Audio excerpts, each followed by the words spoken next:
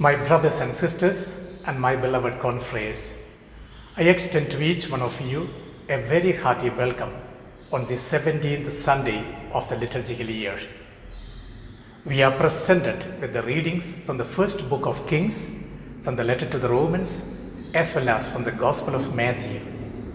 And we are called upon today to have a focus of our life on the kingdom. Normally, in our day-to-day life situations, one of the things that we talk about as the first external signs of a pregnant woman is nausea. What is nausea? We can explain it in a very practical manner.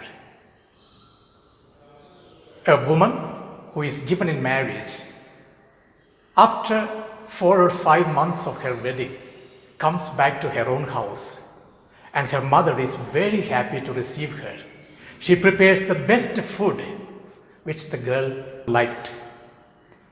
And when the food was served, she shows a terrific disinterest towards this particular food which she otherwise always liked. And she was almost about to vomit out. Nausea. Dislike towards something that I liked until now. But the nausea does not get over there. The following day morning, when this woman sees her brother, asks him, "Where are you going?" And he says, "I'm going to the market." And she says, "Buy for me some sour mangoes." And the brother asks her, "You don't like sour mangoes, isn't it?" But the girl says, "Bring it, I want it." Liking towards something which I disliked until now is a topsy-turvy situation in the life of a person. Nausea. Through the gospel of the day, Jesus brings home to us a wonderful message of having nausea in our life. He brings the example of the treasure that is hidden under the earth. Jesus was very realistic when he explained this particular parable. How do we find the treasure under the earth? It normally happened at the time of a war, when the people had to vacate their own land and their countryside. They used to hide under the earth the valuable things that they possessed and ran away from there, hoping that they would one day return and claim it again. But unfortunately, many of them never returned. And that's exactly the treasure which this man finds today. And he sells everything else that he possessed, and he claims this treasure which he considers as the most important gift that he could ever receive in his life. Focus. Daniel Goleman, the famous American writer, in his book Focus, mentions one specific sentence which touched me. He writes, "When a pickpocket meets a saint, he sees only pockets. When a pickpocket meets a saint, he sees only pockets." That is the focus that he has in his life. He wanted to rob the man, whether he is a saint or a terrorist. What is your focus in life? All of us need to set priorities in life, and in accordance with the priority that we set, we need to live our life.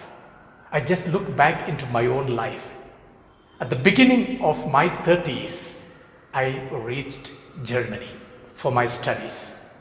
I was going to the university, and all the students who were my companions, my classmates, were all lay people. But one thing they used to ask me very repeatedly was the question, "Why do you waste your life? Why have you become a priest?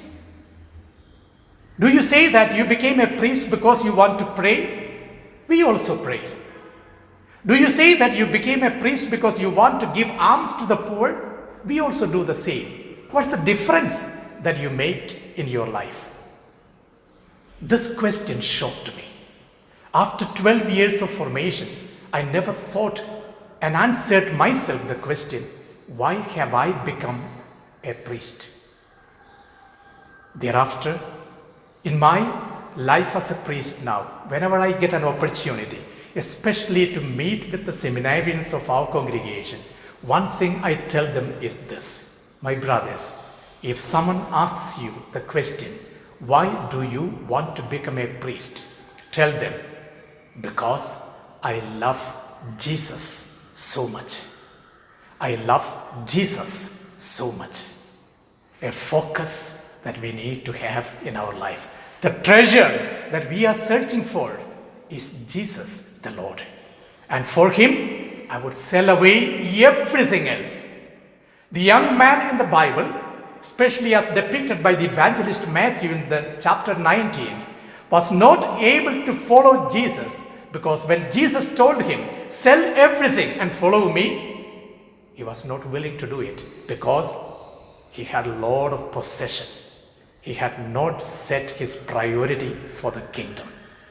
Today, all of us need to evaluate our own lives. I hear as well in the families, many parents lamenting, my children do not take care of me.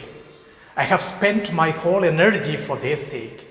All my money is wasted for their education, but now they do not care for me. Your focus is not correct. If you set your focus on the kingdom, and if you give your best for the rest of the things, be assured your God will give you the satisfaction and the peace that you require because you have committed yourself for the right cause. Search His kingdom, and all other things will be added unto you. And that's exactly the message that we get from the first reading from the first Kings. King Solomon, in a vision, encountering God, asks God for one gift. God, give me an understanding mind to discern between what is good and what is evil. And God was so pleased to hear the plea of this man. He says, I would grant you that. I'm so happy that you did not ask for wealth or long life. Instead, you asked for wisdom to discern between good and evil. There will be no king so great as you before or after. God's power comes into the life of someone who sets priorities clear, who has his focus clear. Today, I invite each one of you, my brothers and sisters, to set our focus very clearly by a nausea. Dislike towards things that I liked until now, and liking towards things that I disliked until now. St. Paul would say, all that was bitter until now became sweet, and all that was sweet became bitter in my mouth.